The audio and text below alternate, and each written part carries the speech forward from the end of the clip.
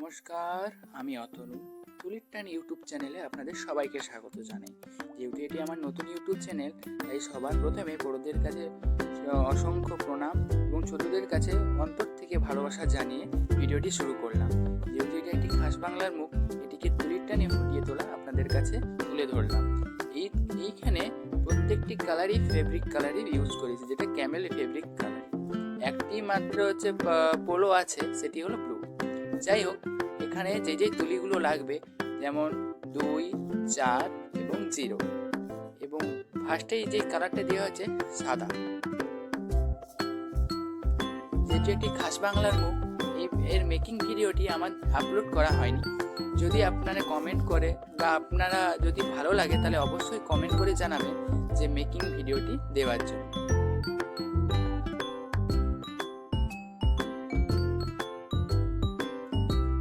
এই সাদা রঙটি করার সময় এর চারপাশের ধারগুলোতে ভালো করে রং ভরাট করতে হবে, নাহলে কিছু কিছু জায়গায় একটু ফুটো ফুটো থাকলে না, ওখান থেকে একটু হাওয়া পেয়ে জিনিসটি পুরো রংটা চামড়ার মতো উঠে আসবে।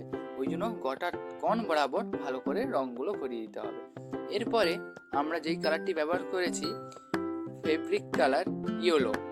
এই ইয়েলোটা মায়ের যেটা একদম আসল মুখের যে কালারটা হয় সেটি। তো ভিডিওটি কেমন লাগলো, এরপরে পার্ট 2 আসবে, অবশ্যই কমেন্ট করে জানাবেন।